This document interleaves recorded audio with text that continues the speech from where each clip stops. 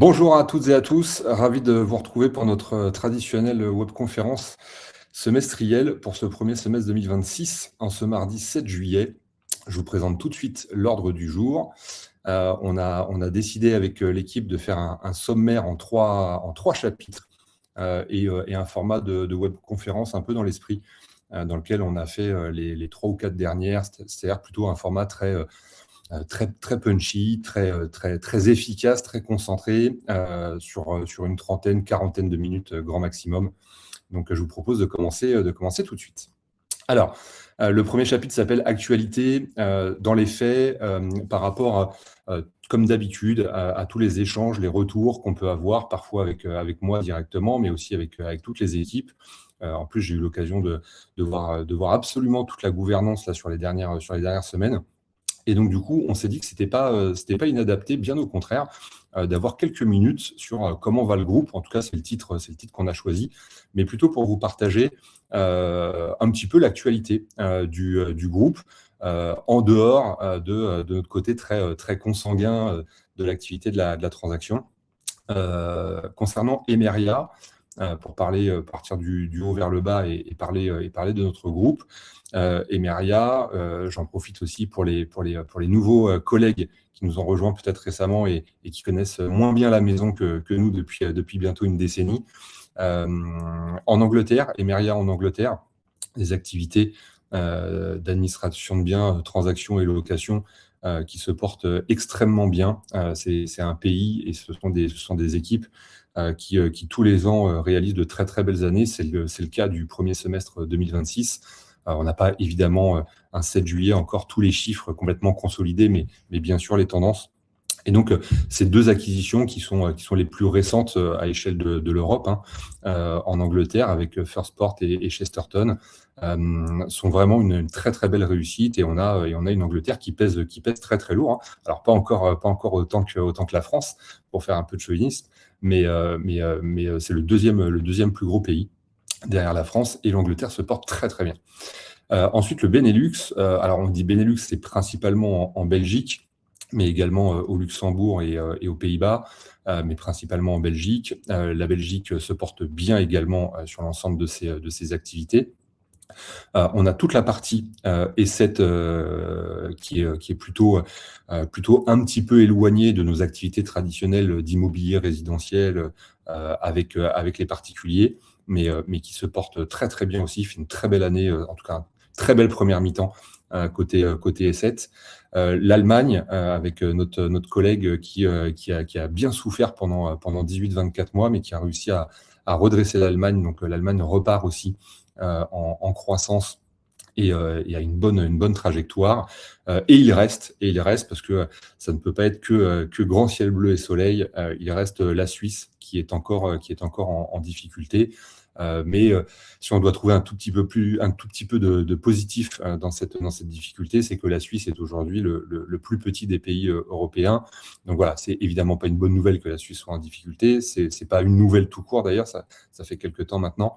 Le seul avantage, comme je vous le disais, c'est que ce soit un tout petit pays, donc assez facilement dilué dans les résultats du reste du groupe.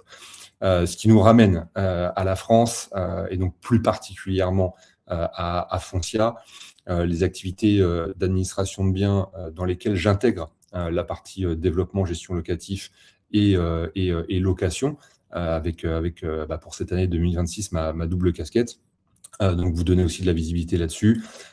C'est une année qui démarre plutôt bien. Alors on n'est pas à l'objectif, on n'est pas au budget. On est plutôt autour de -2, -3%, donc ça veut dire qu'on n'est pas très loin aussi, avec des bonnes nouvelles et des moins bonnes nouvelles, c'est le principe, mais des activités qui restent extrêmement résistantes et résilientes. Ça, c'est, on le sait, l'une des grandes forces ou la grande force du groupe Foncia, et j'ai même envie de dire Emeria. Une activité de la location dans ce rythme-là, les équipes ont fait un super boulot et sur le premier semestre, et malgré qu'on soit en retrait en nombre de congés et que le développement en gestion locative soit lui un petit peu plus difficile que l'année dernière, les équipes location arrivent à rester à -2, -3 points du budget. Donc voilà, le match n'est pas encore gagné, on rentre au vestiaire de cette première mi-temps plutôt avec un petit but de retard ou en tout cas pas en ayant encore marqué, mais plutôt positif pour l'attaque du deuxième semestre et de la deuxième mi-temps. Et puis la transaction, c'est pour ça qu'on est réunis aujourd'hui. Et en transaction, on peut pas dire que tout soit tout noir. Bien au contraire, comme à chaque fois, il y a des bonnes choses, des très bonnes choses. Il y a des choses qui sont plus en difficulté. Pour le moment, c'est une première mi-temps dans laquelle, là, pour le coup, on est en retard au tableau d'affichage. Je vous parle plutôt vision groupe, vision collectif, ou en tout cas vision maillot Foncia Transactions France, puisque le détail des moyennes ramenées aux collaborateurs, on en reparlera tout à l'heure. Vous avez maintenant tous les mois les informations. Donc là, c'est plutôt l'occasion de vous donner la vision collective. Donc là, pour le coup, comme je vous le disais, on est en retard au tableau d'affichage. C'est aussi pour ça, comme on l'a déjà fait sur ces presque 10 ans passés ensemble, que du coup on a ralenti sur les recrutements, plutôt bien ralenti sur les recrutements, puisque une fois de plus, quand l'activité n'est pas là et qu'on est, pour vous donner les proportions, on est plutôt entre moins 10 et moins 20% du budget. La première priorité, ou en tout cas la première action à mettre en place, c'est surtout de préserver la productivité, les encaissements des collaborateurs avec lesquels on travaille depuis des années, et donc d'avoir plutôt cette approche de ne pas aller chercher les collaborateurs prévus au budget pour là aussi vous donner des chiffres, des tendances. On avait prévu une hypothèse budgétaire dans laquelle, si vous vous souvenez, on remontait à 950 consultants immobiliers. Finalement, on est plus proche des 900 que des 950, et on va surtout pas se mettre en objectif sur le deuxième semestre d'aller recruter les collaborateurs qui nous manquent. Au contraire, je pense que si on s'établit entre 850 et 900, ce sera justement l'occasion de redonner de la productivité et des encaissements aux collaborateurs qui sont avec nous et qui portent le maillot. Je vais pas m'étaler pendant des heures, parce que ceux qui me connaissent savent que là, pour le coup, je pourrais vraiment en parler pendant des heures de l'activité de la transaction. Quand je vous disais qu'il y a des bonnes choses, c'est qu'on voit bien qu'il y a du répondant chez nos clients. On continue, alors peut-être pas suffisamment, mais on continue d'avoir des volumes d'estimation assez soutenus. Vous l'avez très certainement lu dans la FT News. En plus de cette année, et en particulier avec le nouveau dossier d'estimation, on a même des taux de transformation d'estimation en mandat qui s'améliorent et qui progressent. On n'a pas de chute sur la rentrée de mandat. On arrive à rester au niveau de l'année dernière. Le bémol sur la rentrée de mandat, c'est qu'on a baissé notre traditionnel taux d'exclusivité, assez surprenant, sauf si c'est pour des mauvaises raisons. Et là où c'est le plus difficile, c'est sur la production, le chiffre d'affaires production, le volume de production, puisque même si on part sur les encaissements, oui, puis pardon, excusez-moi, mais si on ne produit pas assez, c'est tout simplement parce qu'on transforme moins nos mandats, puisque je vous ai dit qu'on en rentrait autant, et c'est pour ça que d'ailleurs on a des stocks qui augmentent. Ce que je peux d'ailleurs remettre dans une dimension très positive, parce que ça veut dire on a commencé au 1er juillet la deuxième mi-temps avec des stocks un petit peu plus importants, et si on continue de travailler, de faire le travail qui est fait, parce que encore une fois, on a tous bien conscience du travail qui est réalisé, ça finit par payer, ça finit par se transformer, et du coup, rien ne nous interdit aussi de retrouver des belles couleurs sur la production et du mois de juillet et des prochains mois. En tout cas, pour le mois de juillet, la très très bonne nouvelle qui est tombée le 1er juillet, que vous avez certainement toutes et tous vu et aperçu, c'est le contre-courant qu'ont pris les banques en ayant plutôt un ajustement légèrement à la baisse de leurs conditions et taux d'intérêt. Donc voilà. Est-ce que ça va durer? Là, pour le coup, personne n'a de boule de cristal, donc on peut pas trop s'enflammer sur septembre-octobre, on verra bien. Mais en tout cas, ça, c'était un très bon signal pour le mois de juillet. Et puis les encaissements, parce que c'est quand même le nerf de la guerre à l'arrivée, autant pour chacun et chacune d'entre nous que pour l'entreprise. Et pour le coup, sur les encaissements, on ne touche pas le budget. Mais ça, c'est pas un sujet individuel, c'est un sujet collectif. On arrive en revanche à maintenir le niveau d'activité du premier semestre de l'année dernière. Donc là aussi, plutôt des signaux positifs. Et puis encore une fois, et c'est un peu l'objet d'ailleurs dans les très très grandes lignes, vous allez voir, c'est vraiment très très très succinct, tout dans l'efficacité pour cette webconf. C'est un peu aussi justement les sujets qu'on voulait vous partager aujourd'hui. Ce qu'on a mis dans la catégorie business, en fait, Il y a deux sujets principaux dans ce deuxième chapitre. Le premier, c'était de vous partager, et je vais vous expliquer pourquoi maintenant, de vous partager le bilan qu'on a demandé sur les leads 2025. Quand je parle des leads, je parle évidemment là, pour le coup, uniquement des leads vendeurs, puisque vous voyez qu'on va parler mandat, on va parler vente. Et uniquement pour les leads qui nous sont apportés par le groupe. Je mets évidemment de côté tout le reste, mais dont on reparlera aussi très rapidement. Et pourquoi on a demandé ce bilan des leads 2025 au 30 juin 2026 ? Pour toutes les raisons que normalement on connaît absolument tous et tous par cœur. C'est que compte tenu de l'inertie de l'activité, entre la réception du lead et la transformation en estimation et d'estimation en mandat, ça se fait pas en un claquement de doigts, et on sait que c'est plutôt autour de 1 mois, 2 mois, 3 mois. Et comme on voulait aussi regarder les ventes, on s'est dit qu'il était raisonnable de laisser un délai de 6 mois, puisque vous avez dû le voir aussi passer dans la conférence de presse qui s'est tenue la semaine dernière. On a un délai moyen de vente qui reste traditionnellement, pour le coup, quelles que soient les tendances de marché, autour des 90 jours. Donc voilà, en espérant être tout à fait clair. Ce qu'il faut retenir, c'est surtout pas les chiffres. Ce qu'il faut retenir, c'est quoi ? C'est que sur les quelques 100 000 leads vendeurs qui nous ont été apportés l'année dernière, on a une répartition qu'on a synthétisée comme ça. Et encore une fois, c'est pas pour rentrer dans le détail de la virgule des chiffres, mais vous le voyez, on a la moitié, un peu plus de la moitié de ces leads qui proviennent de tous les canaux du digital, moteur d'estimation en ligne, les opérations marketing, jeux concours avec Caroline, et ainsi de suite, et ainsi de suite. Je ne vais pas tout vous citer. Ensuite, on a un deuxième gros volume. C'est pas une surprise, au contraire, c'est bien une des forces du groupe. C'est les leads en provenance des copains de la gestion locative, quand même plus de 20 000. Et puis après, les autres leads Foncianet. Donc voilà, pour si jamais on avait autour du call des collaborateurs qui nous ont rejoints il y a seulement quelques heures ou quelques jours, ce qu'on appelle les leads Foncianet, c'est en fait tout simplement quoi ?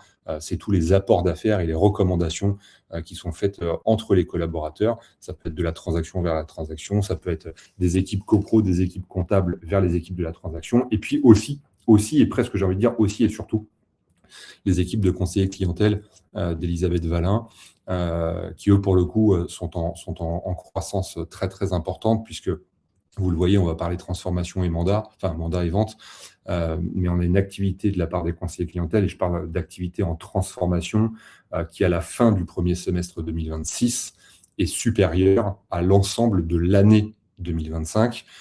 Et on ne se parle plus de quelques dizaines de ventes, mais on se parle de plusieurs centaines de ventes.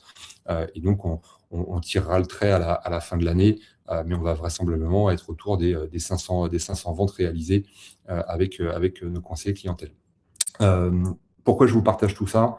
C'est parce que ce qui nous intéressait, comme je vous le disais, c'était d'aller regarder les transformations. Sans surprise, on a un travail assez qualitatif, très certainement perfectible d'ailleurs, mais assez qualitatif sur la transformation des leads en provenance de l'AGL.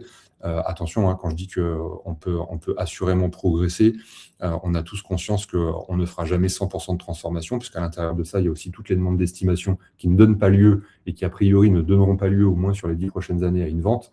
Donc tout à fait normal de ne pas être à 100%, mais peut-être et vraisemblablement qu'on peut améliorer le 21 et le 17 pour les faire monter sur des 25 ou des 20%. Enfin bon, bref, vous avez compris la logique. Idem, oui et non, mais on voit qu'on a quand même un peu de dégradation quand on parle des autres recommandations, clients copropriétaires, les recommandations de la transaction avec la transaction, les conseillers clientèle dont je vous parlais, sauf que cette dégradation versus l'AGL, ce qui est très intéressant de souligner, c'est qu'elle est en progression. Alors une dégradation en progression, ça veut dire quoi ? Ça veut dire qu'on est en train d'améliorer justement ces taux de transformation de ces leads de recommandations apport d'affaires. En revanche, vous l'avez vu, et ça va principalement être ça mon sujet, c'est qu'on a ces 56 000 leads qui représentent quand même, puisque c'est le plus gros pan, donc qui représentent quand même un certain nombre de mandats et de ventes, mais qu'on transforme très très très faiblement. Et donc du coup, quand je vois ça, on ne répond plus à ce que je prône depuis bientôt 10 ans, c'est il faut absolument qu'on soit dans un modèle où on est tous extrêmement concentrés sur nos actions, sur nos fondamentaux, et qu'on soit en recherche obsessionnelle d'efficacité. Donc du coup, il faut absolument qu'on trouve une solution, qu'on arrive à vous aider, à aider le réseau, à aider les équipes, pour perdre moins de temps avec ces leads-là. Donc on va lancer un test, j'espère sur le mois de juillet. On attend encore quelques dernières réponses et confirmations techniques, mais on va lancer un test sur ce mois de juillet. Et si au pire, c'est pas au mois de juillet, c'est pas grave, on le fera sur le mois d'août ou à la rentrée de septembre, pour essayer de vous aider en apportant une préqualification à ces leads digitaux. C'est un sujet qu'on a lancé il y a quasiment 10 ans aussi, donc je connais le sujet par cœur. J'en parle beaucoup avec vous et avec vos managers. J'entends d'ailleurs tout à fait qu'à l'intérieur de ces leads digitaux, il peut y avoir des faux leads, des faux numéros, des faux noms, et ainsi de suite, et ainsi de suite. Et tout ça, ça demande du temps, surtout quand on veut bien le faire, de rappeler au moins 3 fois le contact pour voir s'il répond. Et puis voilà. Donc le but du jeu, de ce test, c'est de vous décharger une fois de plus, au même titre que les conseillers clientèle vous déchargent sur une partie de la prospection, au même titre que les back-office vous déchargent sur une partie de l'administratif. On reparlera aussi rapidement des chargés de contrôle tout à l'heure, mais tout ça pour vous dire que on va essayer de trouver alors la solution, en tout cas, on va essayer quelque chose en ayant ce filtre, cette préqualification, pour pouvoir demain plutôt rentrer dans les ratios des leads Foncianet qui vous sont envoyés, et que vous puissiez vous focaliser sur la transformation. Ce point est tellement important à mes yeux pour moi, parce que je reparlais de l'efficacité, de la concentration, des fondamentaux, que tout ce temps consacré aujourd'hui, tant pour les consultants immobiliers à essayer de traiter ces leads digitaux, qu'aux managers, directeurs des ventes à piloter cette activité des leads digitaux, tout ce temps, il faut absolument qu'on vous le redonne, parce qu'on voit bien, on sait bien que si on veut continuer de se bagarrer dans ce match 2026, il va falloir qu'on redonne du temps et on redonne de l'intensité, de l'efficacité sur notre base d'estimation, puisqu'on a des centaines de milliers d'estimés en bécane. Donc pourquoi s'épuiser toujours à aller en chercher plus et à aller en chercher ailleurs quand on en a autant à la maison? Idem pour le suivi des mandats, idem pour le suivi des acquéreurs. Donc vous connaissez par cœur le sujet. Je ne vais pas dire la stratégie, parce que franchement, ce serait très prétentieux. Le sujet, il est comment est-ce qu'on est toujours dans un parfait équilibre entre je vais chercher du volume additionnel, mais je ne me disperse pas et je reste très concentré sur les volumes dont j'ai déjà à disposition et sur lesquels je peux améliorer ma transformation. Du coup, ça nous faisait une bonne transition pour profiter de l'occasion pour vous rappeler les règles et outils quant à nos actions auprès de nos clients. Pourquoi ? Parce que beaucoup de questions, a priori pour certaines, peut-être même de l'inquiétude concernant l'entrée en vigueur le 11 août de la loi sur l'encadrement du démarchage commercial. Et en fait, c'était l'occasion rêvée pour vous dire que non, il n'y a absolument pas à s'inquiéter de cette loi-là. Elle ne nous impacte pas, et elle n'impactera absolument personne, en tout cas absolument personne qui fait correctement son travail, et le travail comme on l'a organisé depuis maintenant au moins 3 ans. Puisqu'en fait, tant qu'on est dans le cadre des pratiques qui sont les nôtres, il n'y a aucun souci, et vraiment, j'insiste et je rassure, il n'y a aucun souci à ce qu'on puisse continuer de le faire. Alors là, je vais vous le résumer, j'espère, de façon extrêmement simple.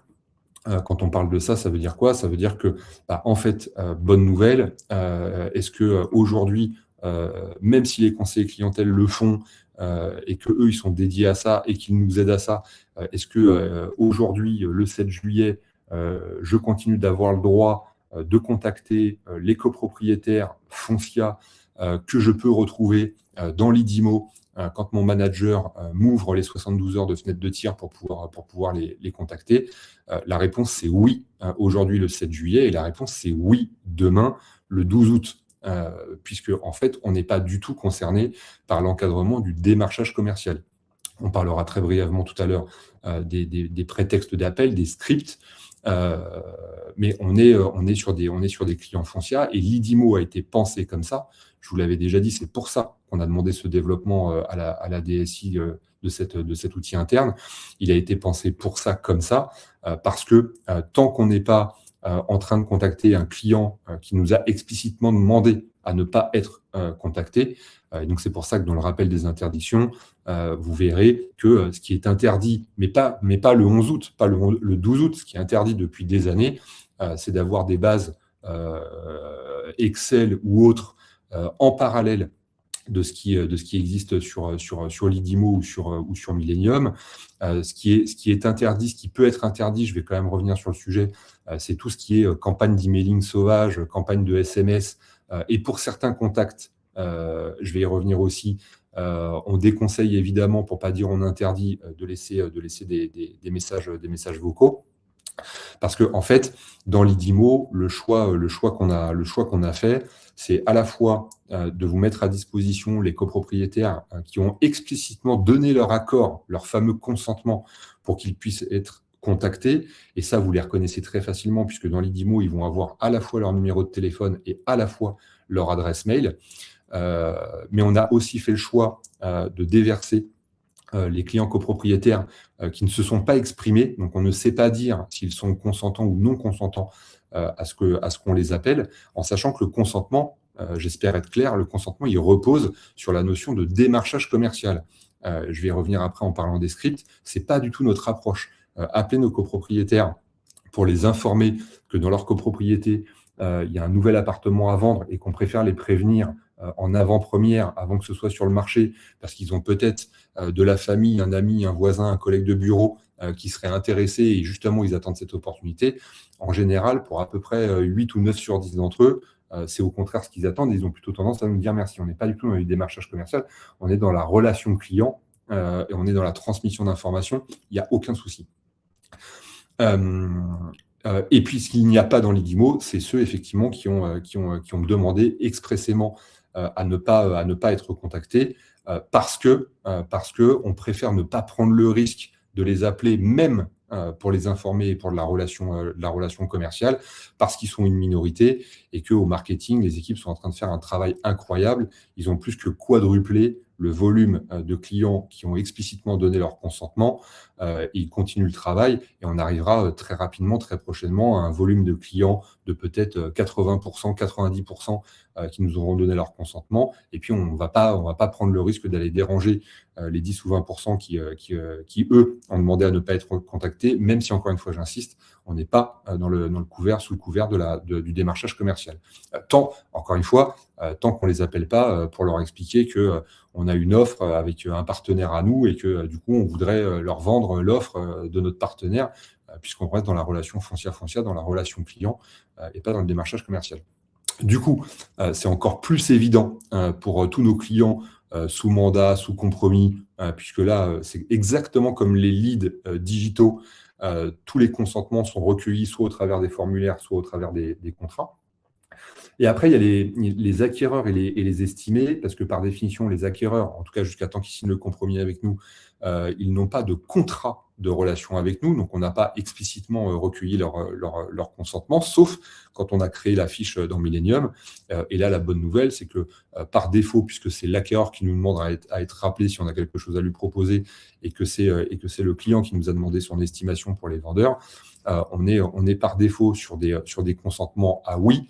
Et donc, du coup, c'est l'occasion de rappeler que la première chose à ne pas faire, c'est d'aller cocher non à la place du oui, pour je ne sais quelle bonne ou surtout mauvaise raison, d'imaginer que ça va empêcher un collègue d'appeler mon client ou le siège de faire une enquête de satisfaction, machin, tout comme bidule, puisque c'est tout l'inverse qui intéresse le groupe et les équipes commerciales. Je vous ai parlé des scripts, puisque au-delà des prétextes d'appel, c'est pour ça qu'on vous a mis à disposition les scripts pour ceux qui veulent vraiment respecter la trame. Il peut bien sûr y avoir d'autres bonnes idées et bien sûr que tout le monde est tout à fait ouvert et disposé à ce qu'on puisse étoffer cette gamme de scripts. Et à ce moment-là, aucun problème, vous nous sollicitez, vous sollicitez la conformité, tout le monde est là. Les quelques problèmes qu'on a, sur lesquels je vais revenir brièvement, c'est les problèmes qu'on a quand ce sont des initiatives personnelles qui ne répondent pas à ce cadre-là. Donc des campagnes emailing qui sont faites sur la base de fichiers Excel qui remontent à il y a 2-3 ans. Parfois des emailing pour lesquels, en plus, les contacts ne sont même pas en copie cachée, et ainsi de suite, et ainsi de suite. Parce que le sujet de la réglementation, oui, mais ça ne nous gêne pas. Le sujet des contrôles se renforce. La DDPP mène une grande campagne d'audition sur les pratiques et politiques des différents réseaux immobiliers. Donc voilà, il faut qu'on continue et qu'on soit de plus en plus vigilant et exigeant. C'est aussi, et pour ça, et pour ce que j'évoquais tout à l'heure, de continuer de s'aider, de s'entraider comme une équipe sur un certain nombre de tâches administratives que cette année, depuis 6 mois, ont été mis en place nos nouveaux collègues, nouveaux collaborateurs chargés de contrôle. C'est aussi pour ça que les équipes support sont en train, avec le concours de la conformité, de développer un nouveau process pour le TRACFIN blanchiment d'argent, le fameux KYC, qui fait l'objet d'ailleurs des demandes et des contrôles de la DDPP. Et c'est aussi, et enfin pour ça, qu'on a cette exigence sur le fait d'être parfaitement informé et formé de tout ce qui se passe dans la réglementation de notre métier. Parce que, encore une fois, sans faire de langue de bois, derrière toutes les contraintes que la réglementation peut avoir, elle a aussi tous ses avantages. Comme à peu près pour tous les sujets, on parle surtout des trains qui n'arrivent pas à l'heure. La réglementation, elle a aussi ses avantages. Le fait d'être dans la réglementation, ça a aussi l'avantage de nous différencier. Et puis la différenciation, elle passe aussi et surtout, et pourtant vous savez ô combien je ne veux de mal à personne chez nos confrères et concurrents, mais elle passe aussi par des investissements et des moyens très très importants qui se comptent en millions quand on parle de formation, quand on parle de faire évoluer des process et machin, qu'à un moment donné, nos concurrents, à commencer par certains réseaux mandataires, si vous avez été très attentif, vous avez vu qu'il y a des grosses sanctions qui sont tombées avec des amendes à 170 000, 210 000 euros chez certains de nos confrères et concurrents, parce qu'à un moment donné, avoir la rigueur, l'expertise, le professionnalisme qu'on sait avoir chez Foncia, et on a des défauts comme tout le monde, et avoir les moyens d'avoir les outils d'être conforme à la réglementation, on a plein de petits copains qui arrivent pas à suivre et qui malheureusement arriveront encore moins à suivre demain. Et le propos d'ailleurs que j'ai pour la transaction, il est valable pour toutes les activités immobilières.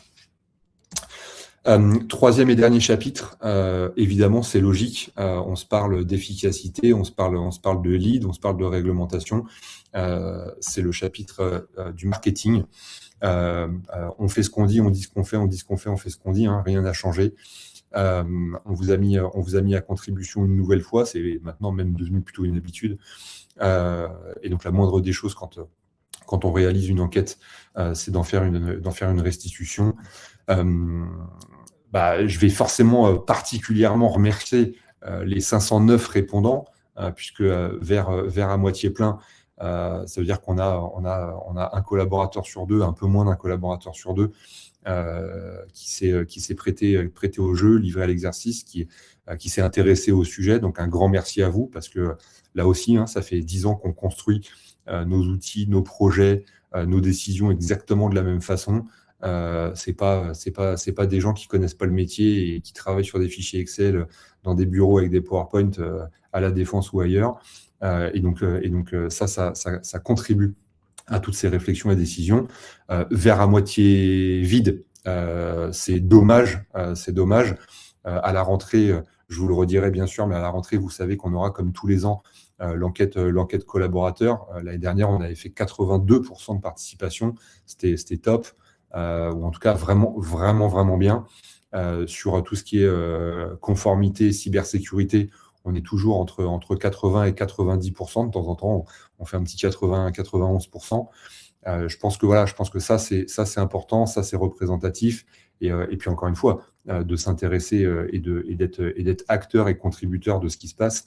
En tout cas, moi, je fonctionne comme ça, je trouve ça absolument génial. Donc voilà, n'hésitez pas, et encore merci aux 509. Évidemment, je ne rentre pas dans le détail des disparités extrêmement fortes selon les agences et les zones DV. Mais bon, ça, c'est toujours le cas quand on prend une moyenne. Il y a toujours des disparités extrêmement fortes. Pour aller à l'essentiel, dans les sujets à retenir, ce qui est ressorti des 509 répondants, c'est le fait d'être beaucoup plus informé, plus et mieux informé. Et vous voyez, là, il y a pas débat, c'est très, très important, 84%. Donc ça veut dire, en tout cas pour moi, ça veut dire deux choses. Ça veut dire qu'on commence à être sur la bonne trajectoire de complémentarité entre le relais d'information, parce que l'information, c'est pas juste la donner et la relayer, c'est aussi l'expliquer, lui donner du sens, et ainsi de suite, et ainsi de suite. Et donc, je pense qu'on est sur la bonne trajectoire d'une complémentarité entre ce que font les équipes de management, de gouvernance, équipes dirigeantes, et ce qui est fait au travers des outils, et ça va me donner la transition pour aller directement sur le point 2 concernant FT1. Alors, FT1, c'est une application qu'on a fait réaliser par la DSI qui est dédiée à l'activité de la transaction. Il y a absolument tout qui est concentré et consolidé dedans, d'informations, de formation. Enfin bon, bref, vous êtes quand même nombreux à connaître ça par cœur, donc je ne vais pas vous faire l'affront de vous réexpliquer FT1. Mais encore beaucoup de collaborateurs qui n'y vont pas ou très peu, et qui passent à côté de certaines informations, puisque pour le coup, et là je peux vous parler par expérience, il m'arrive de répondre à des questions dont la réponse se trouve dans FT1, puisque encore une fois, toute l'information est disponible dans FT1. Donc n'hésitez pas, soit vous faites partie de celles et ceux qui sont déjà très connectés dessus. En plus, vous avez vu, elle évolue régulièrement puisqu'elle est à notre main. Donc, il y a maintenant des actualités qui sont partagées en complément de la FT News mensuelle, et ainsi de suite, et ainsi de suite. Donc, surtout, ne vous débranchez pas. C'est encore une fois dans votre intérêt. Et puis, surtout, quand vous croisez un copain, un collègue qui a moins cette habitude-là, n'hésitez pas à lui dire parce que nous, on n'a rien à y gagner, si ce n'est de pouvoir, quand on est plus de 1150 dans la même équipe, réussir à se partager les bonnes informations. Et encore une fois, de temps en temps, vous savez, on a un petit trou de mémoire ou une incertitude entre ce qu'on a entendu et ce qu'on pensait avoir retenu. Bon, voilà, ça fait aussi un côté juge de paix d'avoir les informations à l'intérieur. Concernant les outils, assez étonnamment, je vais vous dire pourquoi, parce que je n'enlèverai pas ma transparence. Constatimo ressort comme une très très bonne dynamique d'utilisation, avec deux collaborateurs sur 3 sur Constatimo. Pour autant, les résultats de prescription de Constatimo sont en très très forte décroissance, alors que je vous l'ai dit tout à l'heure, pour ceux qui ont été attentifs, on est au même niveau de rentrée de mandat que l'année dernière sur le premier semestre 2026. Et par contre, on a un taux de prescription qui, lui, est en forte dégradation côté Constatimo. Donc, ça veut dire qu'on a encore à s'améliorer sur le sujet.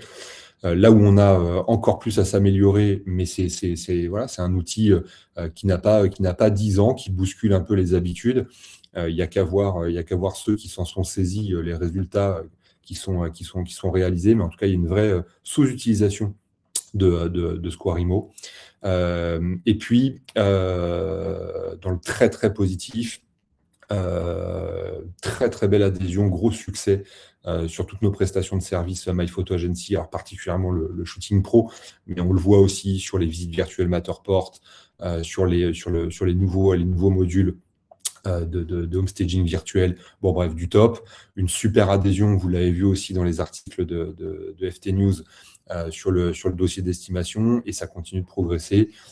Et par contre, un rejet de la carte digitale avec, là, pour le coup, rejet ou en tout cas méconnaissance. Mais là, pour le moment, c'est un sujet dont on ne s'est pas bien saisi, ce qui est quand même vachement dommage. Mais vous allez voir, on a des choses à vous proposer pour s'en saisir un peu davantage à la rentrée. Sur les offres commerciales, alors là, pour le coup, j'avoue, on n'apprend rien. Notre mandat premium sans engagement de durée, il reste au top et plébiscité par le réseau comme un de nos trophées. Même commentaire pour notre offre privilège à destination de nos clients. Là aussi, très récemment, je crois le mois dernier, si je ne dis pas de bêtises, petit article de rappel des conditions de notre offre et le parrainage. Côté support et concurrence, j'en ai parlé, carte digitale, Squarimo, j'ai mis Truche, mais c'est le catalogue de commandes. Là, pour le coup, il y a un vrai déficit de connaissances et d'utilisation. Alors, Truche, c'est principalement tout ce qui est carte de visite, flyer. Bon, en 2026, je suis plutôt convaincu que les cartes de visite et les flyers, c'était de l'époque où j'étais moi-même sur le terrain, que ça fait quand même quelques années que ça a plus lieu d'être et puis que ça sert vraiment plus à grand-chose. Mais ça existe toujours pour l'instant. Par contre, carte digitale et Square Imo, ça c'est dommage parce que c'est vraiment l'occasion de faire du business. Et puis sur la concurrence identifiée, plutôt les mandataires qui ressortent, et les honoraires, nos honoraires, comme première raison de difficulté à convaincre nos clients. Et ça pour le coup, pareil, hein, peut-être pour les plus nouveaux d'entre nous, c'est plutôt une bonne nouvelle parce que on a depuis des années fait le choix d'être sur une approche du métier avec beaucoup d'expertise, de professionnalisme, et donc un accompagnement extrêmement professionnel de A à Z avec nos clients, y compris sur la rédaction des compromis au sein de nos agences, y compris sur la détention des séquestres, la mise en place des back-office. Enfin, je ne vais pas tout vous citer. Et donc, entre ça et nos prestations de services, évidemment, tout service se paye. On a donc fait le choix d'avoir une politique pricing où on est sur des barèmes d'honoraires qui sont plutôt sur la fourchette haute, à la différence des mandataires qui, pour le coup, on le sait tous très bien, sont plutôt sur la fourchette basse. La bonne nouvelle, c'est que depuis qu'on fait ça, on a cessé d'augmenter notre taux d'exclusivité et surtout, on a cessé d'augmenter notre taux d'honoraire moyen, qui permet à tout le monde d'avoir des encaissements et par définition des commissions bien supérieures à ce qu'elles étaient si on était resté sur les mêmes barèmes depuis toujours. Opération marketing, aux questions qui étaient posées, il y a un vrai plébiscite du sans avance de frais et un rejet des offres de type place de rugby, pas de grande surprise. On a fait 3 opérations voyage. La première a très bien marché, la deuxième a été un carton monumental. La troisième, c'est un peu trop tôt pour en tirer les conclusions, mais peut-être un petit essoufflement versus la deuxième. Vous nous avez remonté de réfléchir à privilégier peut-être des cartes cadeaux, carburant. Alors, à l'époque où l'enquête a été faite, le carburant était d'actualité. Ça l'est un petit peu moins quand on se parle aujourd'hui le 7 juillet, parce que voilà, c'est des choses. Alors peut-être ça reviendra, mais en tout cas, c'est des choses qui sont un peu voilà, mobilité électrique ou liées à l'immobilier. Dans la diversification des thématiques de communication, ça, c'est un point qui nous a beaucoup interpellé et forcément beaucoup plu, en particulier sans le faire exprès, au niveau de ce que je viens de redire. C'est que ça va faire 10 ans qu'on a cette approche très professionnelle, très expert de l'immobilier, très sérieux que renvoie l'image foncière en général depuis 54 ans et qui nous sert bien au niveau de la transaction. Et donc, du coup, vous nous avez remonté. Et donc ça, on a lancé le sujet avec Caroline, d'avoir aussi des communications qui tournent plutôt au niveau de l'information et de la pédagogie du métier, de l'immobilier, et pas nécessairement toujours de l'offre promotionnelle.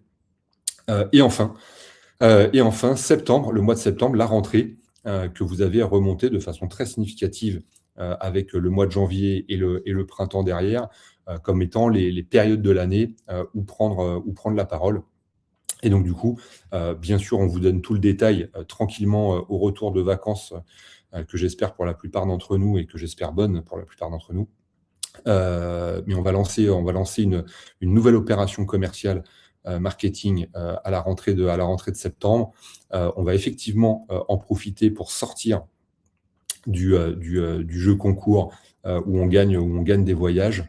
On va plutôt faire gagner nos honoraires avec vous le verrez à la rentrée. Caroline est en train de préparer tout ça pour avoir tout le dispositif qui va bien derrière, avec un croisé absolument logique et redoutable sur le délai de vente et la possibilité de gagner les honoraires offerts. Je vous en dis pas plus. Caroline nous accompagne elle aussi maintenant depuis de nombreuses années sur toutes nos opérations, et déjà à l'époque, quand on a fait ensemble le mandat premium sans engagement de durée. Donc une très chouette opération pour soutenir la rentrée et justement, comme vous le soulignez, de prendre la parole en septembre. Je n'avais pas de chronomètre, je ne sais pas du tout si c'est 30, 35, 40, 45 minutes. En tout cas, voilà les éléments qu'on voulait partager avec l'équipe de direction avant de vous souhaiter un très très bon mois de juillet, même s'il a déjà commencé depuis une toute petite semaine. C'est un grand mois qui nous attend. Un mois qui nous attend avec, comme on se le disait en introduction, plutôt des bonnes conditions. On a du stock mandat. On fait des gros efforts sur le travail des mandats. On a, je le disais, des conditions de crédit qui, au moins sur le mois de juillet, en tout cas, nous sourient et vont nous sourire. Donc, pour toutes celles et ceux qui travailleront jusqu'au 31 juillet, on attaque fort cette deuxième mi-temps. Pour ceux et celles qui seraient déjà en vacances au mois de juillet, ou pour celles et ceux qui les prendraient au mois d'août, ou en tout cas avant qu'on se reparle, avant qu'on se recroise, évidemment, je vous souhaite, en mon nom et en celui de toute l'équipe, un très très bel été, qui pour le coup a plutôt très bien commencé sur l'ensemble de la France sur le plan météorologique, peut-être même parfois un petit peu trop chaud. Ça, c'était pour faire comme tout le monde et avoir la discussion de machine à café. Mais voilà, en tout cas, très bon mois de juillet à vous, très bel été à vous. On se revoit, on se reparle, comme d'habitude, soit à l'occasion de mes passages en agence ou à la rentrée de septembre. À la fois, comme je vous le disais, pour le lancement de l'enquête du baromètre Emeria, de l'enquête collaborateur, et à la fois pour le lancement de notre nouvelle opération commerciale qui viendra bien nous soutenir une fois de plus sur l'activité de cette rentrée. Merci à toutes et à tous. Très bonne journée. À bientôt. Au revoir.